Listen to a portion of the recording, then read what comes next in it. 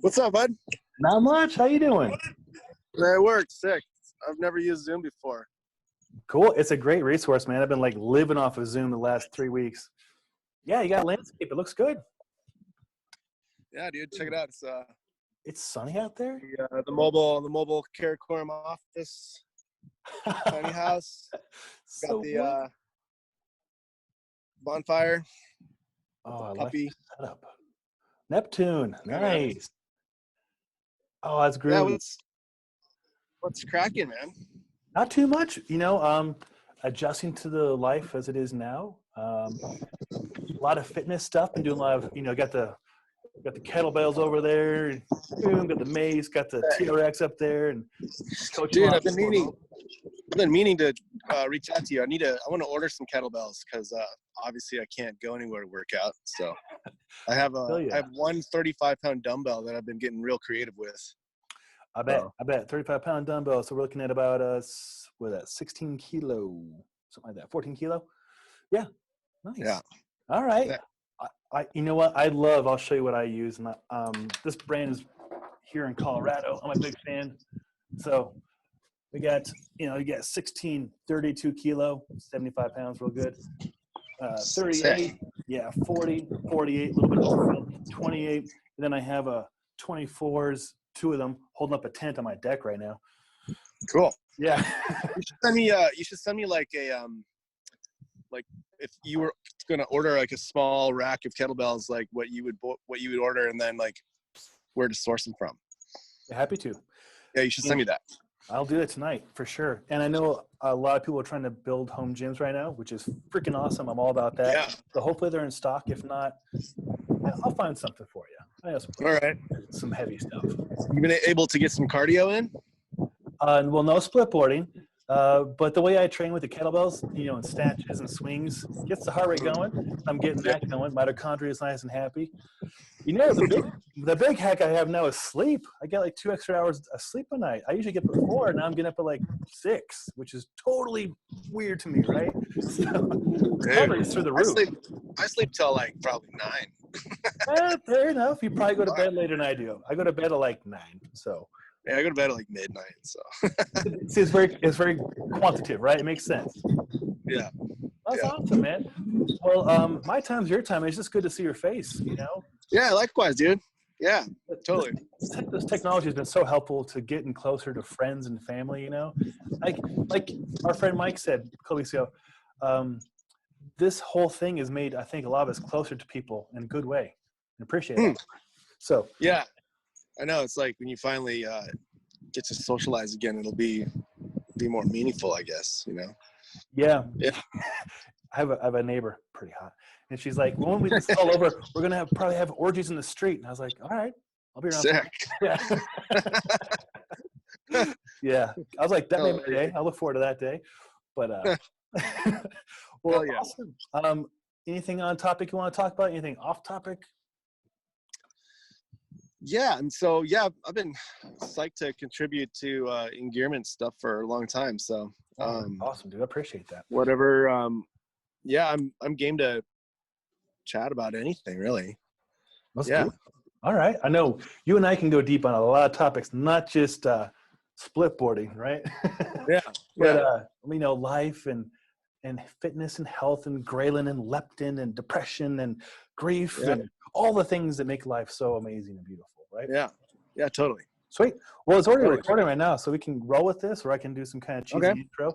Like, this is Sean from Engearment.com's podcast coming at you live from our home gym. We got Russell Cunningham, the Sultan of Stoke. Woo! Out in Washington State from the Mobile Karakoram office. Mobile Karakoram office. I love it. Well, Russell, welcome to the show. It's always a pleasure to see your face and your hairy beard and all the greatness about your beauty.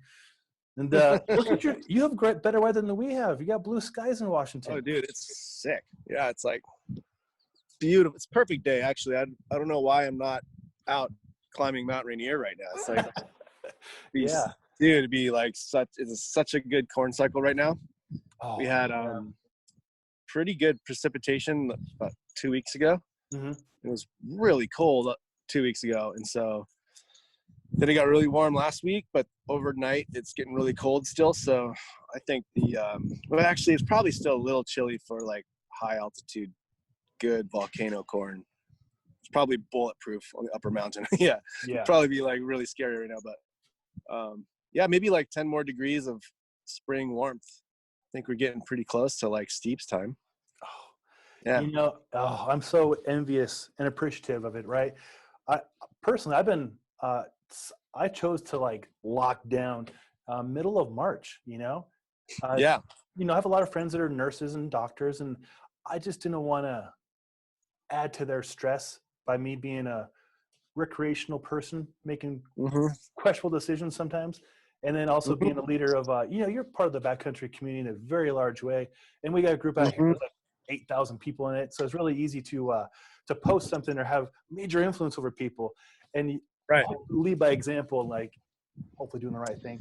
Yeah, I've had a lot of conflicting thoughts around it, and I think like it's a damn interesting period we're living through, you know. I think like I think on the topic of like outdoor activities, you know, it's like so far we haven't gone like full government intervention. Like right now I was just emailing with one of our ambassadors, Julian Harry, and he's in Chamonix, and right now they have police helicopters flying through the Alps catching people going mountain climbing and swooping down and arresting them and plucking them off high elevation glaciers and taking them to prison. It's like, holy shit.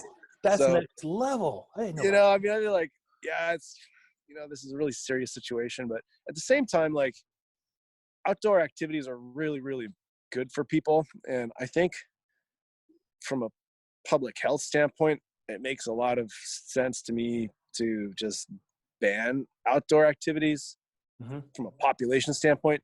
But selfishly, I think like it's totally still possible to go do things outdoors and be mindful of the situation, you know, like don't need to go build a road gap in Session Baker Road Gap, but like, you know, I think getting out for a little walk in the snow when you're still not touching other people. That's the key part. Yeah, I don't know. It's complicated, isn't it? Oh, it's so tricky. You know, I'm glad we're openly talking about it because I'm so conflicted too, because you know me, I'm in the mountains 3 days a week. If I'm not, I'm an asshole, right? That's my job. I take people to the mountains. I test gear in the mountains. I break shit in the mountains. I train for the mountains. I got a mountain fitness course. Like, wrote the book on splitboarding. It's right there, like next to your JP Roberts' awesome artwork. You know, like that's what we do, right? So, you know, but I guess the beautiful part of it is, I like suffering also, which sounds really horrible, but you know, like Sufferfest, but this is like a new kind of Sufferfest. Oh, my dog wants to say hello. There's Riley. And I think going without something, like I don't do Lent, I'm not religious, but like this is like super Lent, right? Like I gave up the mountains and I gave up my recreation. It makes me more appreciative and grateful because now my wife and I spend every moment together. She's got her home office on their side of this wall. I'm in my office in the fitness center here. It's groovy. I dig it. I get to talk to people like you way more often because we're like, what's the Zoom? People have time. They have time, and I think it makes us all appreciate what we have and what we will have again. But yeah, I miss it. I really wish, like, you have a great setup there. That is. Oh, awesome. dude, yeah. We're lucky because if it's nice weather with our tiny cabin, like we have infinite space. It's when the weather like locks right down, it sometimes can get a little cabin fevery, but I bet. Yeah. Well, I want to pick your brain about that. Never Summer started making tiny homes, and right before the lockdown here in Denver, like, hey, come grab this tiny home to go take to the mountains. It's beautiful. Never Summer did? Yeah, can you believe that? Wow. Oh, I know, right? Cool. Yeah, Vince and the guys were like, hey, Sean, come grab this, do the exclusive Engearment video review on it. I'll send you a link. It's gorgeous. You would get a kick out of it. I'd like to see what you think about it. But yeah, I mean, do you have any secrets on how to be a married couple with a dog and a tiny home? Yeah, you have to really like your spouse. Hey, that's a good thing. Yeah, I think Rebecca and I do really well with it. I think because we struck gold with each other in a way. Like our temperaments are really compatible. you know, think back to like previous relationships. There's like no way in hell. Right. You know, right. totally depends. But also, you know, like you kind of have to just like fully dedicate yourself to it. You know, when we first moved into the tiny house, there was like some, you know, a little anxiety, like, shit, is this going to work? Like, is this just going to be like permanent camping and kind of like feel like poverty and just kind of unhealthy? But Yeah. Those, you know, the minute I had a hot shower running and like we had hot running water, I was like, okay, shit's gonna work, dude. Like, Yeah, that was yeah, the last bit of comfort right there, and it worked. yeah. Hot shower. There's something about a hot shower. If you don't have that, it's not a real house. Good point. know? Yeah, good point. And a comfortable bed. Yeah. That makes a big difference. Yeah, we have a king size like Tempur-Pedic in there, so it's like just full stretch, full sprawl. So that's great. Tiny house, but we got some pretty good. We overcompensate for space. Right. That's some good priorities to have. You're going to spend a lot of time in bed doing a lot of things. It's good to have a good one. Oh, that's awesome. I was trying to think. I just got sent from Yakima. They just acquired a company that makes these mobile water solar showers, basically, right? So I have like 4-gallon steel tube on the side of my 4Runner. And it's funny because it actually got cold here this week, and I was camping on the deck. Yeah, it was beautiful snow. And I didn't realize it, but I made a 4-gallon icicle. So like it's starting to melt. I'm driving in to some place today to the store, and it's just like this horrible, loud, clanking sound as I'm going over bumps. Can you imagine how big of a cylinder and how dense that icicle is? But, damn. Yeah, but it's got this cool little hose attachment on it, so then we can have, you know, a hot shower when we're camping. That's important. Cool, man. What do you do for power? Like, do you use solar? Oh, did I freeze on you? I froze. There. Yep. There we go. There Technology. We go. All good. So I was asking, do you use solar on your tiny home? Not yet. We are wired for it, and we have a dual battery deep cycle system. And right now we just charge it off of the grid, but we could totally just put a solar system up there and plug it right in. It's all set up for it. I think at this point we're, the only excuse is laziness. That's honest. That's great. Yeah. There's so much I don't know about solar. I know solar for like recharging headlamps and little gadgets, but solar for a tiny home. Where do you even start? Like, what do you look for? So the really cool thing about the tiny house is already, even though we're on the grid, from a power consumption standpoint, the only thing that is that wind really loud on your end, by the way? No, not at all. It's a little windy here. The only thing we're really drawing a lot of power on, I think, is our traditional refrigerator. Other than that, you know, our stove is plug-in propane. Our hot water is on the fly propane. All the lighting in there is LEDs. Smart. And we have USB plug-ins in the walls, so we just plug our phones or whatever into it, so it just charges on the spot. So our power consumption is really, really low, all things considered. I do have a computer in there, but we don't leave it on all the time. Water consumption's, I think, probably lower than a normal house. I would assume so, yeah. That's been really cool, man. I think our environmental footprint's dramatically reduced. The only thing I do now, I think that's like damaging, is this damn thing. The runner. Look at that. Yeah. So it's a gas burner, but the plan is it's going to be the last gas vehicle I own. Yeah. Let's talk about that 4Runner. I'm a 4Runner fan myself. You know, Toyota enthusiast. A little bit. They get the job done, but yours is bad. It's pretty cool. It's pretty cool, yeah. What do you got going on to that thing? So it's like, here's Kinsey. What's up, Kinsey? Say hello to Engearment. Hey, Kinsey. Have you met Kinsey? I'm not sure you've met Kinsey. I'm not. Yeah, no, the runner's sick, dude. It's like, what do you want to know? I mean, it's kind of my Everything. Like, do you have a supercharge on that one? Yeah. So it's got it's a 1993 4Runner with a engine conversion to a Toyota 3.4 liter V6 with the TRD supercharger, and then I threw in a 7th fuel injector. The whole drivetrain has been completely rebuilt, upgraded transmission with an older style gear driven transfer case. So basically it's like mechanical 4-wheel drive that I don't have to worry about electrical systems breaking. So I just literally pull a lever and it's in 4x4.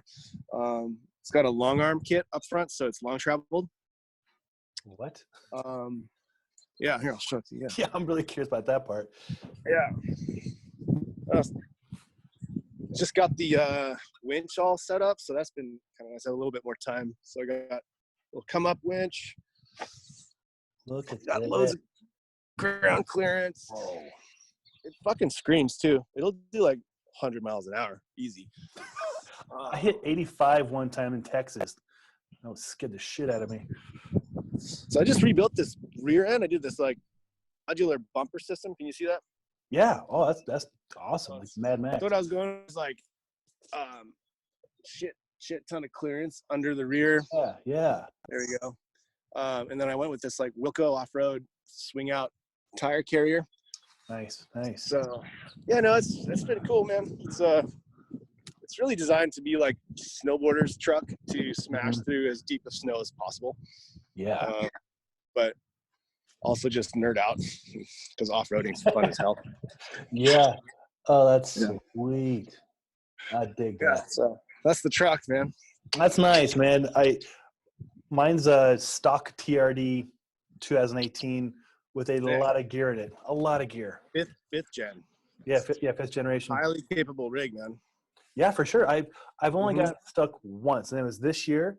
And I was on a snow road, and I got out of the way for some sledders to get past me, and I just went off and just got stuck. Oh, but, shit. About 20 minutes. You got a rear locker in there, right? I think so. Yeah, I got out on my own. That's a big deal. Yeah, more than anything, I'm always towing people out. Like I've got 2 sets of tow straps. People where we like to go splitboarding are always getting stuck. Every time I go camping on a Friday night, I'm waiting with my tow straps and a drink in my hand, knowing that somebody from out of state is going to try and drive up the road where they shouldn't. And I'll be like, please don't do that. I don't want to tell you. Please don't do that. I'm going to go for it. All right. Yeah. 5 minutes later, pull them out. I'm stoked. I just put on this 9,000 pound winch. So that I feel like finally makes it legit. But yeah, you are. Yeah. Let's chat snowboarding. How's your season been? It was a great season. It ended a little bit early, obviously, for everybody. But it's been a lot of fun. I've enjoyed I love seeing the stuff at OR. Those new skins you guys have I'm just cannot wait about that. What else? Never Summer Stuff, working with them on the new Swift for next year. They made me an Atom 165 wide. Sweet board. Yeah, I know it's not probably your guys' style because it has a little bit of rocker, but the West like the C2. Yeah, exactly. Yeah. So real good in powder, real good turn initiation. What else has been good? I got the new 32 boots. I don't know if you saw that. Cool. Yep. There's a lot of stuff on there I think you would like. Some things that probably aren't necessary. But other than that, it's been a lot of fun. I mean, nothing too crazy. I don't do crazy lines. In fact, this year I got a nickname called Mild Salsa. Because I know, right? I'm like, all right, I'll own it. Not even medium salsa? Oh, I know, right? Not chunky, corn, mango. Yeah. Nothing. But it's true. I'm all about having fun in the mountains, taking friends up or going solo, and just recharging the soul and just being present. So, yeah, nothing hit list-wise, nothing monumental, just beautiful days in the mountains with friends. How about you, man? Yeah, it's a weird year. See, I had a knee injury in the fall, had a meniscus tear. So that was a little bit, so my lift riding this year was really minimal, which has been an interesting change. Cause like, I'd say like I was super splitboard mountaineering focused for like forever. And then the past, I'd say like 4 seasons, I've been like, kind of went back to the drawing board and like wanted to focus on just pure snowboarding and get back into the game of like really like kind of training for snowboarding and like Sure. get, you know, really like see if I can still progress and become a stronger, better rider. And I think the answer to that question was yes, you know. So yes, definitely shredding a lot of chairlifts this past 4 years, but still touring in there. But I think my my priorities have shifted a little bit, you know, like I'm not as focused on like really dangerous riding, which I think is good. You know, there's a lot to live for in life, and I think like picking and choosing lines that are sustainable versus maybe not quite so sustainable. That's been an interesting transition, and I'm having a little bit of an identity crisis around it. I bet, like, yeah. Like, oh man, you're just turning into a big pussy. You know, but you're a married I don't know, man. like just so this season I just focused on skinning a ton and really just pushing the fitness side of it. And honestly, the weird thing about working in the industry is like everybody knows me. Yeah. And so being like a mild introvert, it kind of freaks me out sometimes. I respect the heck out of that for sure. I've just been like wearing black and going solo skinning a ton. Yeah. And I did get like a couple pretty sick lines this year. My boy Colin at Karakoram and we went and rode this really cool, like 50 plus degree spine off of like this variation off of some local terrain. Wow. Maybe like 6 weeks ago at this point, or 5 weeks ago. Oh yeah, you sent me a picture of that. We were gonna meet up that day and chat, and you're like, "Here's where I am." Oh yeah. That was cool. Yeah. I had a pretty funny little failure. There's this one terrain feature that it's called the snot couloir off Snoqualmie Mountain. So there's this real famous line called the slot couloir, and then the one below it's called the snot, also known as not slot. So it's nicknamed Snot. So anyway, like there's this photograph I've always wanted to get of a snowboarder on this head wall.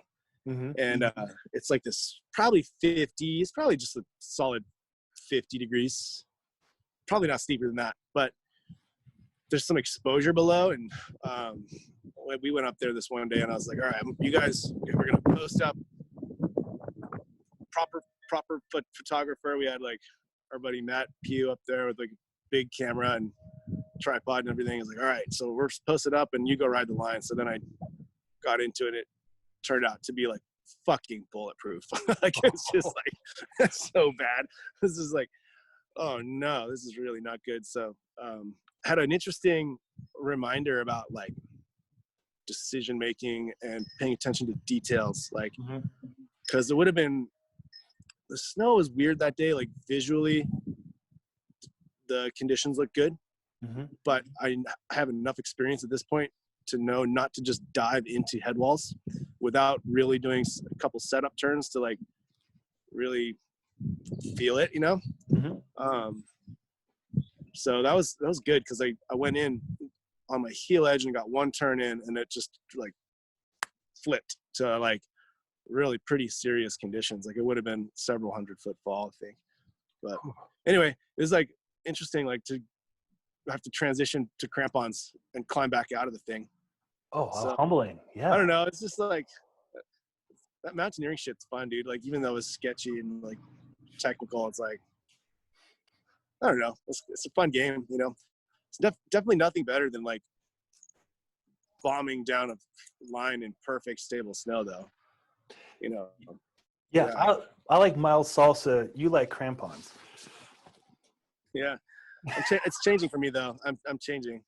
I will say my buddy Bagels, he managed to. Again, this goes back to the ethics discussion about whether or not we should be out in the mountains right now. And way up north in the wilds of Washington State, the attitudes are a little different than they are down here in the Seattle area. So had a couple friends tag a really, really big line on a certain peak in the North Cascades a few days ago. And he sent me some photos, and I was just like, oh, God damn it, I'm so jelly. Like, oh, what am I doing with myself? I'm just blowing it here. You know? Yeah. So. Well, I totally feel you on that. You know, I actually have a background to remind me sometimes. I'll put it up. It's one of my favorite places ever. I think you'll know it. Boom. Oh, sick. Yeah. I know that. Woo!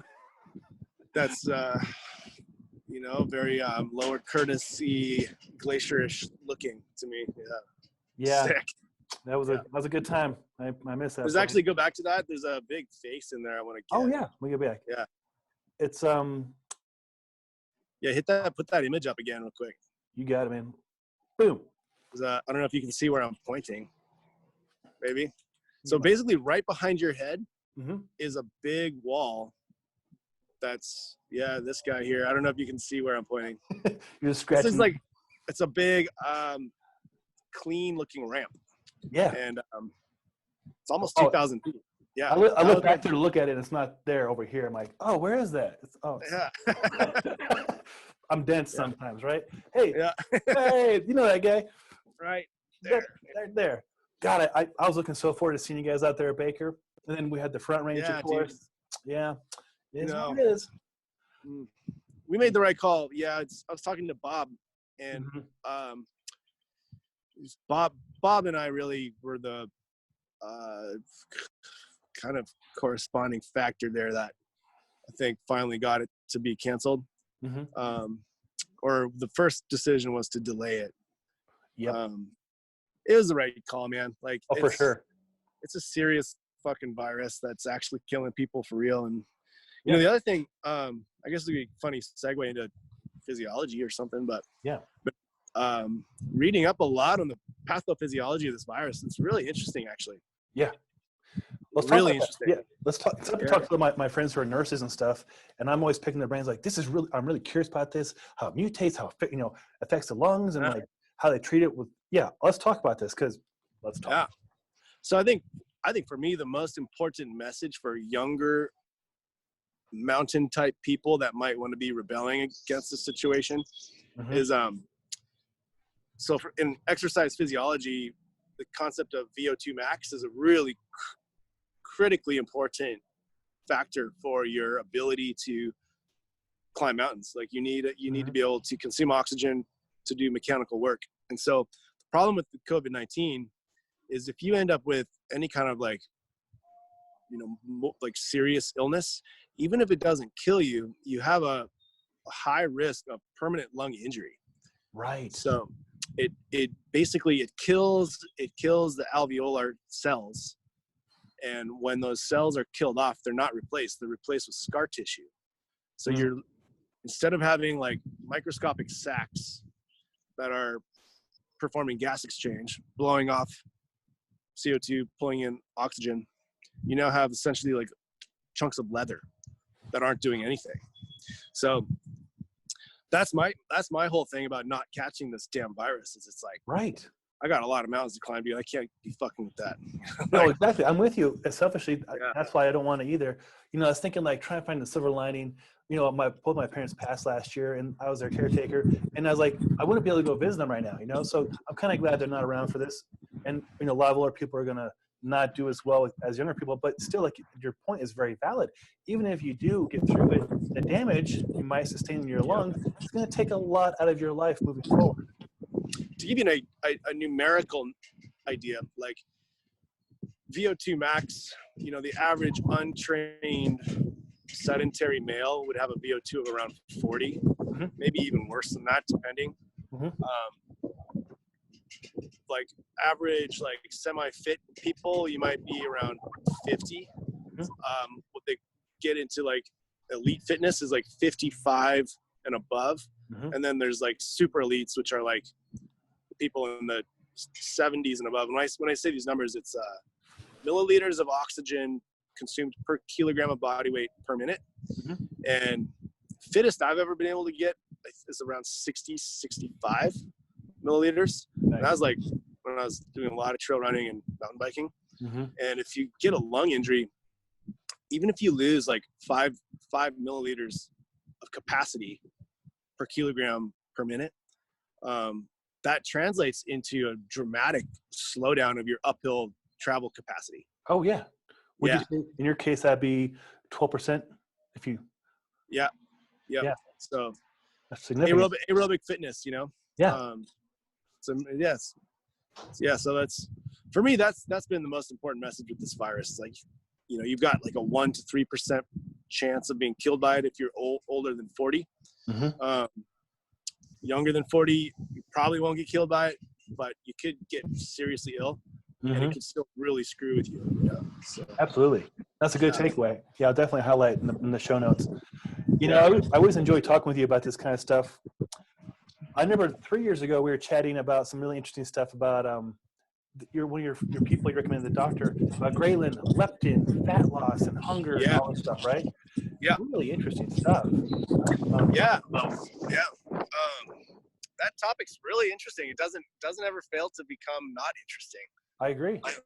Or it doesn't ever become not interesting. I was actually are you familiar with the PBS broadcasting, like the network PBS? Like, oh yeah, of course. Yeah. So you know the show Frontline, PBS Frontline? They have in 2016 they released an episode called I think it's called The Truth About Fat. And if you get a chance to watch it, I really recommend it. It's the only public kind of media programming I've ever seen that actually does a pretty justifiable job of summarizing, you know, the real physiology behind America's obesity problem. And it's so complicated, and it's so much more complicated than just exercise and calories. Yeah, you know, for example, exercise, I mean, strangely, this is so contrary to every. I got it pulled up right here. I'm gonna put that in my show notes. And the truth about fat, Nova Special. Got it. Pure right body here. weight. Yeah, it's fascinating stuff. I'm gonna put that in my show notes. I got it right here. The Nova Truth About Fat. I'll put that in there. Cool. Yeah, no, not Frontline, is Nova. Yeah. Good. All right, cool. We're on the same one. Yeah, you know, it's fascinating because after I talked to you about that, 3 or 4 years ago, I started training some people through a bariatric program at the local hospital here. Oh. Yeah, and so that was it's a whole different mechanism what they're going through, right? Their ghrelin and leptin is different, carb dumping, how they process and assimilate things. So our talk really helped spark that. And I went through their, you don't just walk in as a fitness professional and get to talk to these people. You have to get vetted. I had journals to study, and I became like the official trainer for Denver for that hospital, for that demographic. Yeah, it was great. It was such a rewarding thing. Everybody, I worked with 8 people that year. Each one of them, between the surgeries, the new nutrition, and the fitness, over 120 pounds. And more important than that, they were able to do stuff that they never thought possible, like climb up a mountain, like what we're doing, but like up a hill and have a sandwich and cry and hug. It was beautiful, right? Yeah. So, yeah, the body's the amazing. Thing is, it's really, I mean, the bariatric surgery stuff's I find really fascinating. Strangely, some of the newest research shows that, so there's a certain type of bariatric surgery they perform where they remove the top half of the stomach tissue. Strangely enough, that is a specific tissue that produces ghrelin. Yes. So the question then becomes, what's the mechanism for weight loss? And the easy answer is, oh, well, it's fewer calories because they can't consume as many calories. However, it turns out through long-term statistics that fuel partitioning through changes in metabolic pathways are really the main, most powerful mechanism for weight regulation over long periods. And so if you're, let's say, you run a big study on obesity, and you do ghrelin assays, blood work on all these people, the research shows most of the time they have hugely elevated ghrelin, and that's even with proper nutrition. So they're not actually starving to death, but their brain thinks that it is. Yep. So if your whole body is just programmed for fat storage because your hormones are totally fucked, then you're screwed. It like doesn't even matter how hard you work on your diet, like you're just screwed. So the fascinating thing is this bariatric surgery, they're removing the tissue that produces ghrelin. And so they think now that that is actually the more powerful signal in the system to get people to lose 100 pounds of weight, you know? Yeah. So there's really interesting stuff now coming out. They're working on a ghrelin vaccine. They're going to see if they can use the immune system to sort of trick the body into wiping out, let's say, half of its ghrelin production on its own. So, oh, wow.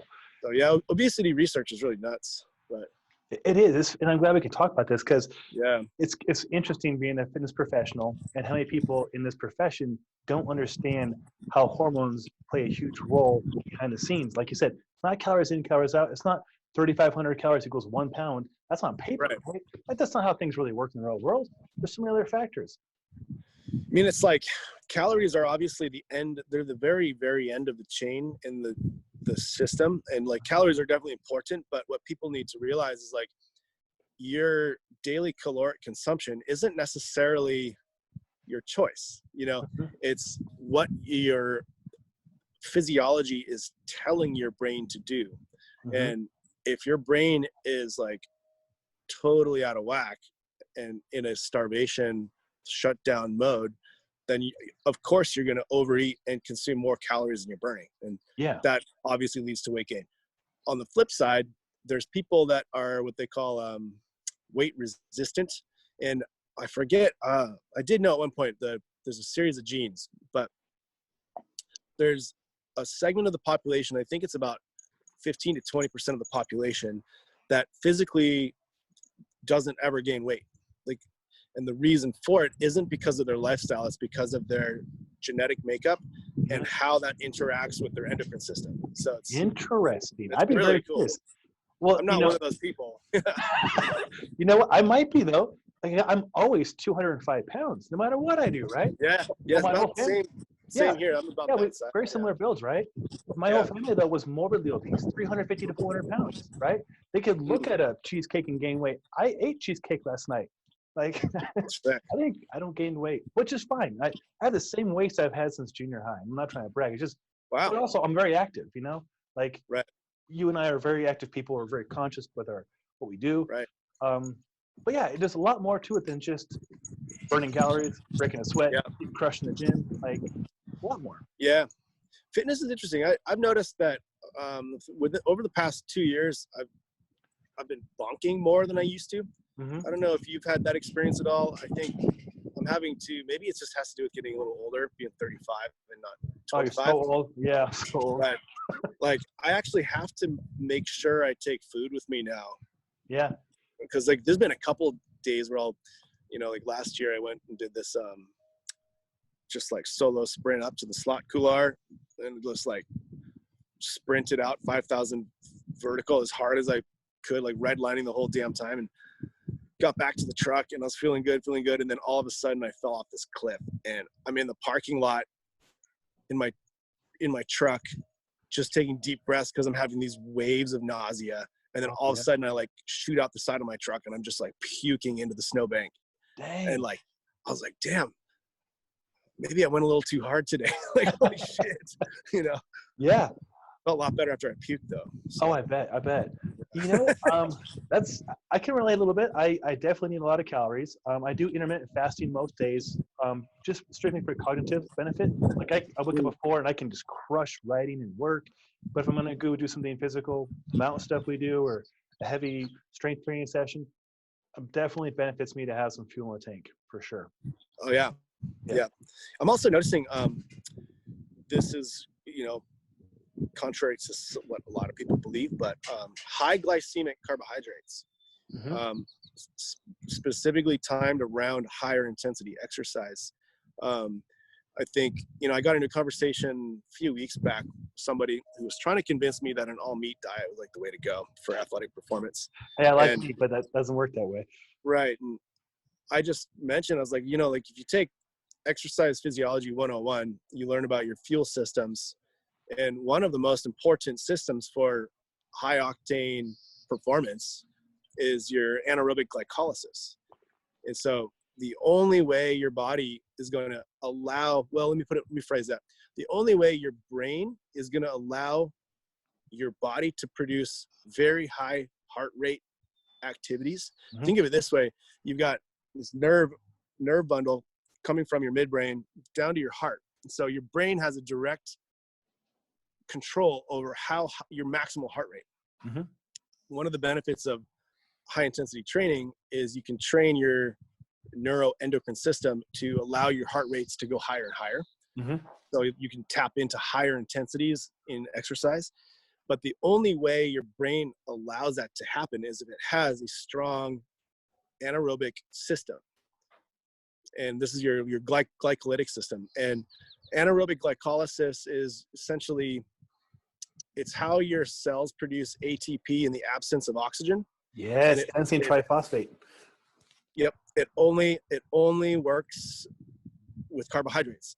Mm-hmm. Fats and lipids just do not, you can't create ATP through glycolysis on fats. So that's one thing I think for athletic trainers, guys like you, I think this is a really important thing, is carbohydrates are really absolutely 100% your best friend if you're an athlete. Like, yeah. And I'm not saying like you should just go eat nothing but pancakes. It's not it at all. But if you can tap into strategic use of high glycemic carbs, one thing I've done is on my mountain biking lately, where I'll be like, normal training, I'll be kind of punching into zone 2 for like baseline aerobic work. But if I'm trying to kind of increase my anaerobic threshold, I'll be punching into like zone 3, zone 4, and then here and there zone 5. And what I'll do is I'll kind of carb up right before the workout, and then every 45 minutes I'll try to consume about 100 calories of something like like honey. Yeah. And personally, I've noticed like it's a fundamental shift in not just how I feel, but my performance. Like if I do my heart rate analysis, like I can function at a higher heart rate the entire workout. And this is like 3 to 4 hour bike ride, Yeah. Yeah. That's good feedback. I get in this conversation quite often because in my profession, a lot of the people train for the gym. And I'm like, okay, cool, whatever. That's good on you. You and I, people like us that listen to the show, training for outdoors, right? Yeah. We want to function out there. I don't care about a 45-minute HIIT class. I want to function in a blizzard on top of a mountain, have fun. Yeah. Yeah. That's our fun place, right? And to do that, food, which is why I'm on board with my friends from 4 Points. They have some great bars and there's carbohydrates. And every time we're sampling bars, somebody who's keto will come up, well, I do keto. And I'm like, I'm great. Good for you. Well, you shouldn't be. Yeah. I'm like, yeah. That's great for seizures and epilepsy and stuff. But you want to do it for fat loss and you have other issues possibly to talk about. But food, fuel, real fuel. Often, that's how we get the job done. It's got an accumulative effect too on your fitness. If you think about it this way, you have kind of what they call an energy bank in your whole metabolic system, and it's not just how many stored calories you have; it's about how many. Well, so obviously there's stored calories in the form of glycogen in your muscle cells and your liver, and then there's also stored calories in your adipose tissue. But there's also the endocrine energy bank, so to speak. If your brain has been trained to feel secure through exercise over a long period of time, and then all of a sudden you find yourself, let's say, way up on Mount Rainier, and you ran out of food 6 hours ago, a storm has locked you down, it's blowing like hell, you're in a real survival situation, the person that's going to do better is somebody who kind of has metabolically prepared. And that doesn't mean get, loaded up on, get your body fat super high so you can survive long starvation periods. It's more like what kind of energy bank your nervous system can tap into. If you're already tapping into your deep reserves on a regular basis, and then you throw yourself into a survival situation, you fucked. It's plainly put, you're fucked. Yeah.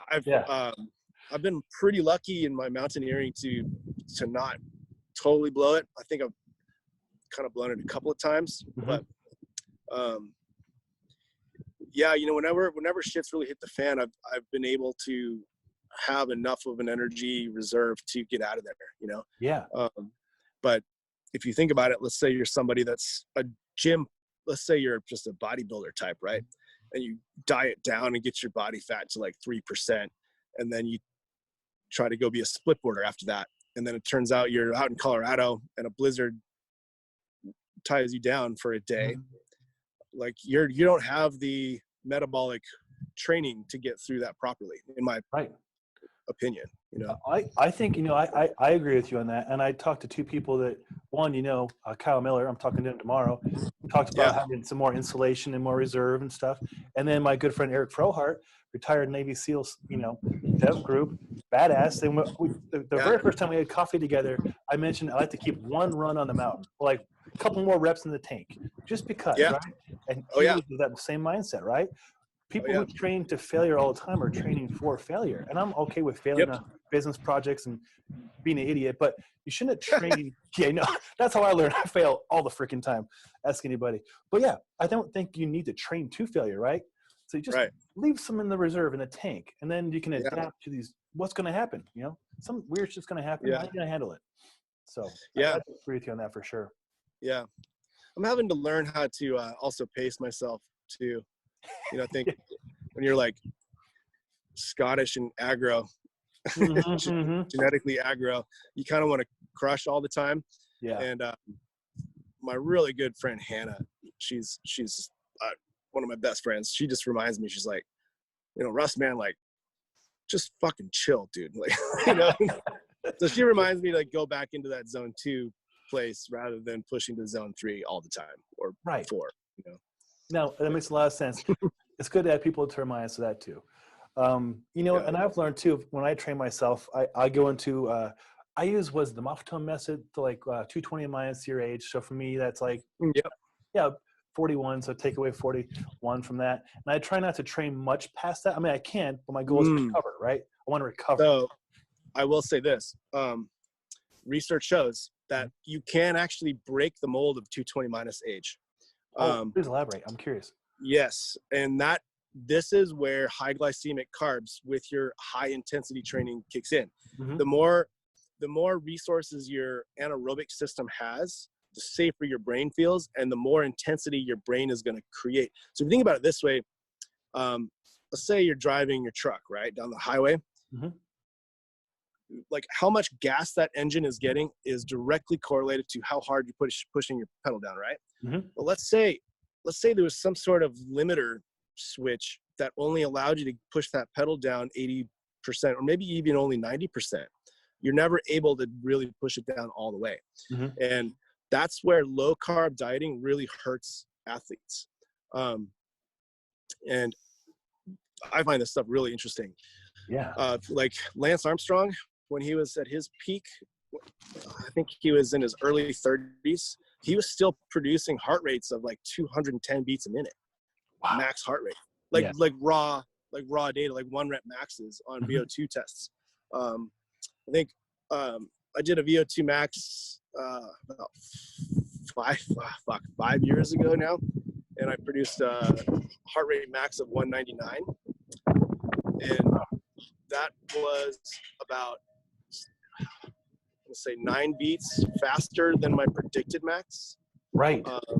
And then 2 years ago, I was doing trail run, and I got to a really steep section and just made the decision to sprint it and like just give it an all out kind of 1 rep max, you know? And I think I got it up to like 197. Wow. So that tells me that in a couple of years, I still lost a couple beats of maximal heart rate, you know? Yeah. And that's expected with normal aging process. But that, you know, like, I think also in the mountain climbing world, like in fitness and all that, like there's so many pathways that people's minds get stuck into. Like if you're an endurance athlete, chances are all you do is endurance training. If you're a strength athlete, chances are all you do is strength power. You know? And I think a well-balanced training approach is key. You know, one of my really good friends, this dude, Ian Holmes up in Canada. Mm-hmm. He's a awesome, super fit dude. And he made the point of like saying, if you're going to be a big range alpinist, of course you need that aerobic base, but you also need the raw strength, you know, so that goes into the balance concepts, you know, like you need to be able to generate actual force, you know, rather than just the miles. So. Oh, as you're talking about that, I was trying to, I had a really cool thing I was going to show you or put up. My last Vo2 Max, I forget what it was. Like, we use a GE bone density scanner, repurposed it, and we got some cool metrics, you know. Cool. But I don't want to misspeak and misquote stuff, and I can't find it on my computer. It's buried beneath a bunch of pictures of mountains somewhere. But I'll pull it up next time. But that's so fascinating. And it's true. Like, training outside of your comfort sometimes, and you know, these people like CrossFitters or whatever is get stuck in one modality, and life is not one modality. Like there's so much to life. I've got a lot of thoughts on CrossFitters. Yeah, I think we both do. So some of them are amazing athletes. They really are. Yeah. I try to stay positive and say, you know what, whatever they do to exercise and feel good here and in their body, I'm happy. I'll the next chat, which will happen sooner or later, I'll pull that stats up so we can talk nerdy about that kind of stuff. Yeah. Oh, it's so cool to hear from you too, because you know you're quite a big celebrity in the snowboard community, and very. Yes, it's funny you say that. But you are. I don't perceive that of myself, but kind people usually don't, you know. So you're very humble about it, and I appreciate that. So let's talk about this mobile Karakoram office a little bit. Like, how are you guys adapting as a business during this time right now? So that's you know, multi-$100,000 question, really. Right. Yeah. I think, you know, right now we're okay. Before this COVID-19 situation came, you know, we shoot as any business does in business to grow, you know, hopefully 10% a year, let's say. You know, any investor, you know, that's what you're going to shoot for. And I think this year we're making the decision to probably not grow. So far, I've only had I want to say three orders cancel for next year as a result of this. You know, people place pre-books and then pull them back.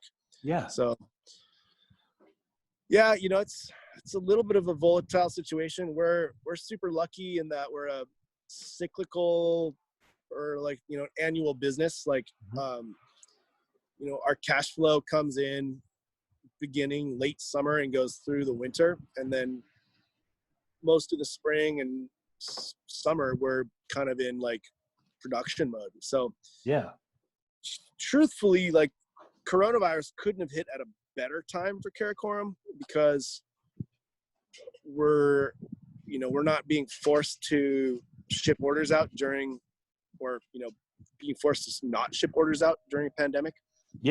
Also, our retailers did end up getting the majority of their winter business done by the time this damn virus came into the scene here. So, you know, there's a lot to be thankful for in that. I think that, you know, I really feel for a lot of people around the country. Like, we're like record unemployment. You know, I think this government stimulus is definitely good, but it's not going to fix hardly anything for a majority of people. It's just a nice little check, you know. But and I think it's supposed to be deposited today, but we didn't get ours. And so today is tax day, you know, but I think they extended it by 2 or 3 months. But you know, I'm glad that's going good for you guys. That's really cool. And you're right, it is towards the end of the season and people have bought gear, and I'm glad 3 orders canceled. That's nothing. That is incredibly good business for you guys. Yeah. And, you know, so far we're all working from home. I'm coming up on the 4th week of not going into the shop. You know, and it's got its pros and cons. I think, like, there's a certain culture around being around your colleagues where you can, like, snap into a mode, you know? We're a cohesive group, you know, and I think so far right now we're still pulling it off pretty well. But yeah, I mean, things could be worse. You know, I just kind of enjoy the sunshine and Yeah, your office is pretty freaking awesome, dude. my office, dude. You know, got, you know, it's just my Wi-Fi connection, and I get my key punching done. So There you go. yeah. I'm glad to hear that. You're right. For a lot of people, I know as well, restaurant industry. I work in 3 gyms. They all close on the same day. You know. Oh shit. Yeah. So, Yeah. you know, writing with Engearment, there's some income right there. But the very first day when everything closed for me, I was like, oh shit, because I have 3 gyms on purpose. So I have a backup plan and then a backup plan, and my backup plan is like in home and stuff like that. And obviously you can't do it. Right. So the contingency plans for me all in one day, I had to pivot. So yeah, went home that night. I'm like, all right, this is crazy times, but you know what? It's crazy for everybody. And these people right. who use the services. So that morning I set up my first Zoom conference. I downloaded the software and then made it work, right? And it's been working ever since. But a lot of people I know, that's not an option for them. And a lot of people are also mentally, they're stuck, and they're consuming a lot of news, they're consuming a lot of negativity in their environment. There's a lot of weeds in their environment, so to speak, and that a garden of weeds is not a healthy garden.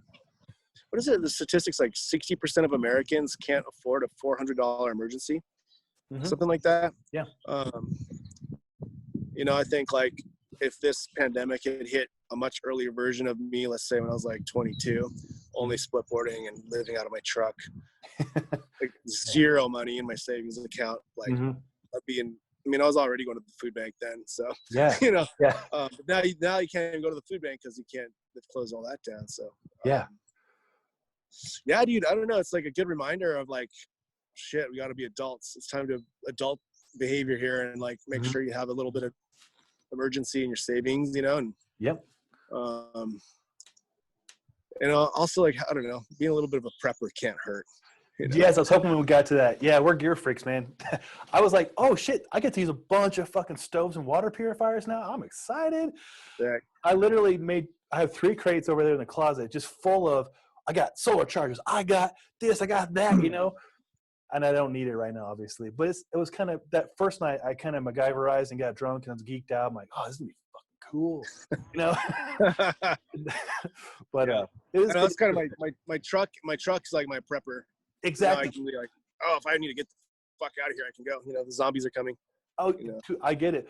My rooftop tent, you know, and I got my 4-gallon solar, all my drinking water right there. I've got water purifiers. Got a little porch, little awning. It's all ready to go. It's there because I enjoy it all the time anyway, but now my purpose in it, a little bit of prepping, but you're right. You know, and also we always have good food. We always have a bunch of sardines. We got rice, we got beans.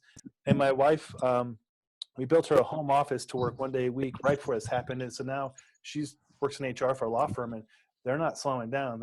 Everybody needs to be sued. And everybody needs to get sued. I've been sued twice. It sucks, but I failed a lot, Russell. I fail a lot. I mess up and make bad decisions. But yeah, she's keeping busy, you know. So we're prepared with it. You know, got the computers, got the food, the dogs. We got dog food, got dogs. We're good. Yeah. I was really chuckled to hear that American gun sales have reached an all-time peak. Yeah. Gun and ammo. It's just like, fuck's sake, guys. Seriously. Like, come on. Yeah. You know, I've noticed, and hopefully you're noticing this in your community too, like the neighbors, we have 100 units in our complex. We live on Forest Street and there's trees everywhere. It's beautiful. People walking their dogs. Everybody's just a little bit extra friendly now, you know? Yeah. Yeah, no, it's cool. Yeah, it's beautiful. Like, we got an 85-year-old neighbor. She's out walking her dog. We're like, Pat, we're going to the store today. You need anything? Oh, I'm good. Thanks for thinking of me. All right. Yeah. You know? Yeah. Real simple shit. We should all be doing this prior to this, but I think hopefully going forward, we take these tools and empathy. Yeah. Yeah. Waving at police officers and they actually wave back, you know? Mm-hmm. You know? I took a selfie with a police officer. The first Friday when shit went sideways, he was going to get whipped cream for his fiance. And he's like, is this where the line begins? I was like, yeah. He's like, can you hold my, like, can we take a selfie? Like, this is crazy. I'm like, yeah, it is. Sick. Yeah. I was like, you should probably go to the Starbucks over there and check out and just, you know, skip this line. This line is 2 hours. Totally. But, yeah, everybody, we're all in this together, trying to figure it all out. It's interesting stuff. Yeah. Oh, my goodness. Oh, this is a fun conversation, Ross. So it's just like anytime I see you, just like 1 hour flies by, and we've covered morbid obesity, split boarding. Yeah. It's pretty, yeah. I have like pretty solid ADHD, so my thoughts are always. Oh, well, I think my head dances around a lot. It's a good thing. It's all good topics. Yeah. Well, I was gonna say on the Engearment side, gear side of things, I was gonna plug in that next year's Jones Solutions pretty titties.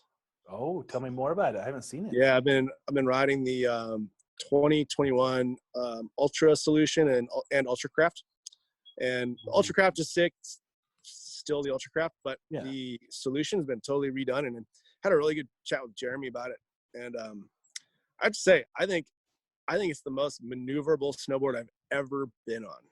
Like, got my attention. Let's talk about that. The whole industry is going to like super wide waist widths, and Solution is still remaining true to being like a narrow big mountain board, like 25.6 or something like that.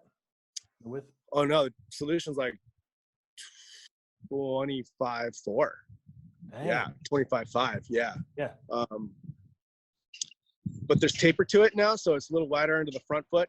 Okay. And it's got the 3D spoon technology. Ooh. But I have to say, man, like, fuck, that board is so goddamn good. Like, it dances. Yeah. It dances. Like, I don't know how to describe it. It's like, it's powerful but playful, and it makes you want to put your snowboard into pocket transitions and new positions that you otherwise wouldn't, because you're having to plow through things. The snowboard wants to just like undulate with everything. I think it's a little, if I had to like give a criticism of it, I'd say it's a little bit soft. A lot of it's torsionally stiff, but the stiffness tip to tail, I think, could be 10% stiffer. But yeah, I like stiffness. Yeah. I'm a heavy dude though. So yeah. What's that? What size are you riding? The standard 61. Okay. Yeah. And you're what, 6 foot? Yeah, 5'10", 5'11". Okay, we're the same weight. And 161. Okay. I wear a 9.5 or 10 boot. Yeah. Okay. I'm 11.5 or 12. That's why I don't usually go for the standard width. You go like 62 wide, probably. Yeah. There you go. Exactly. I was impressed. I rode a 160 wide on the Never Summer Atom, and I was like, that's the shortest board I've ever ridden. I had a lot of fun. Yeah.